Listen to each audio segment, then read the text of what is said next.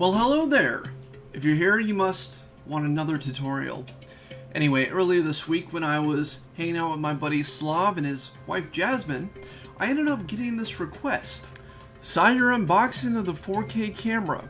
I was hoping you would show it in action, but a request I have, a question if you could do a video on just more complex cutting of frames up and maybe lighting effects. Well, something I've been wanting to do since I started this series was just give you a basic pipeline tutorial. I mean, a cut is a cut is a cut of your footage. What you do with that footage is really up to you. I mean, you can just place it in a sequential order, or you can export it to After Effects and do some awesome motion graphics work or color correction, or you can either color correct directly into Premiere. I mean, there are plugins and all, but guess what? Those two programs are actually streamlined. So anyway, let's open up Adobe Premiere. And I have this clip from Neon Cat Loves Dubstep and the audio to go with it. Now, the thing is, the clip itself has its own audio track. It's just not as great as the external footage we picked up with the H4n and well, a lav mic, which sadly enough you can see in the video. But anyway, to get those to a better point where you can just edit, we're going to take the footage, drop it in, and change sequence to setting. Yes. Now, the footage was recorded at 1080p at 30 frames a second, something that's just a standard to me. Unless I'm doing big Hollywood films, I'd probably drop it down to 24 frames a second, but for web, 30 is the way to go. Now, the second thing I have to do is bring in the audio clip. And right away at the bottom, you can see,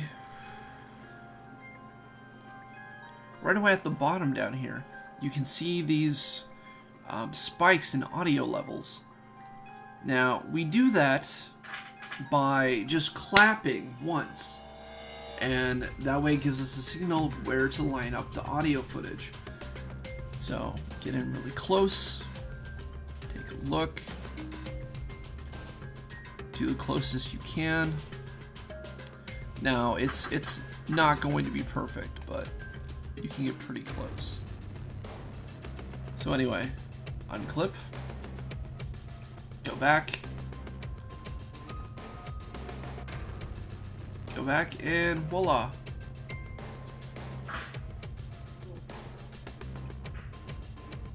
Our audio is synced. Now,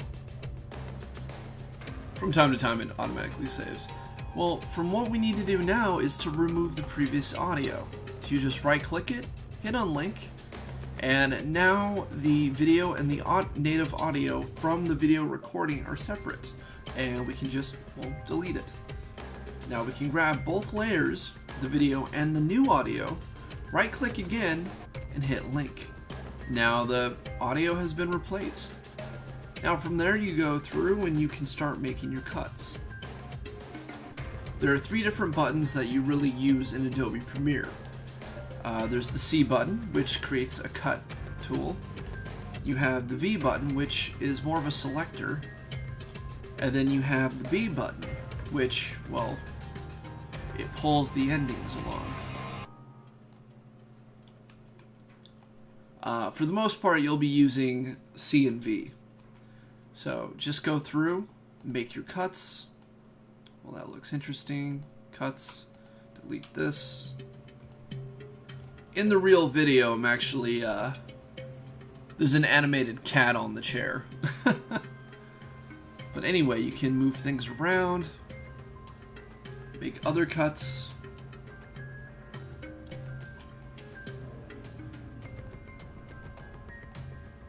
Put them on different layers so you can move them around each other.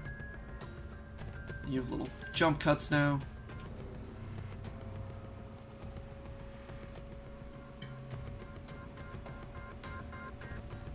Very cool. But anyway, since a cut is a cut is a cut, I mean, there really isn't any advanced cutting techniques. It's just you putting sequential orders of clips in to drive your narrative story. And from there, it's really up to you and what you're trying to create.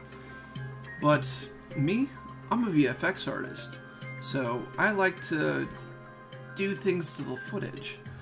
And lucky for us, I also have a copy of Adobe After Effects.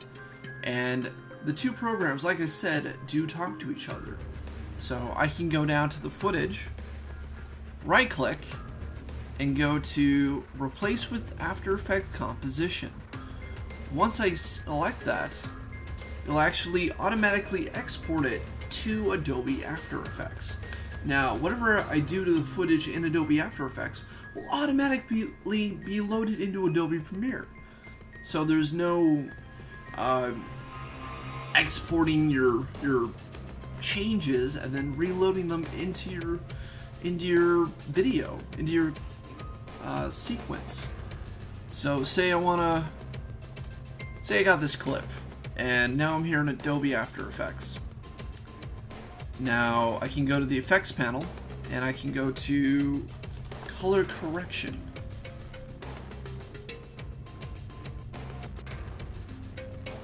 And I can do, say, let's just do CC color offset. Now, once you've just dragged it and dropped it onto your footage, you can go over to the effects palette and make your changes into whatever you want. Over here is, well, stereo mixer, and we can do some color changes into whatever we want. Well, that looks cool, just kind of blown out. Alright, after we've done and made our changes, we hit save, bring back Adobe Premiere, and look, it's loaded right in there for us.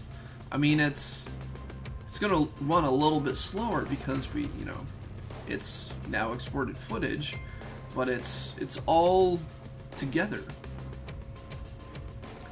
So it just makes our jobs a lot easier when we're using packages of software that relate to each other. I mean, you can use any sort of editing software you want to use. I mean, you can use Sony Vegas or Final Cut, but Adobe Premiere, that's what I like to use, just because it does relate to all those other programs in the Adobe suite. Well, anyway, that is a basic rundown of editing for VFX.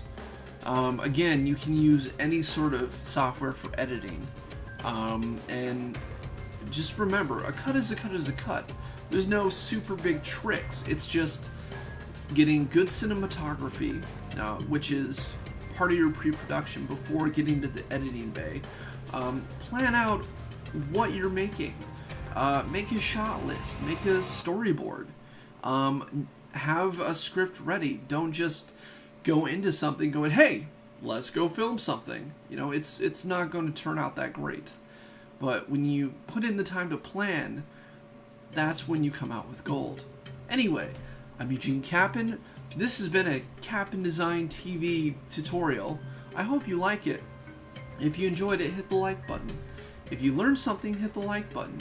If you have something positive to say, leave a positive comment down below. If you have something negative to say, leave a negative comment down below, and I'm sure somebody from the community will be more than happy to fight you on whatever your beef is. Anyway, again, I'm Eugene Capon. This has been an awesome tutorial. I hope you liked it. We have some other tutorials, just in case you're interested, and I do make these I do make these tutorials based on request. So if there's something you want me to teach you, just tweet at me at Capon Design. Anyway, I'll see you next time.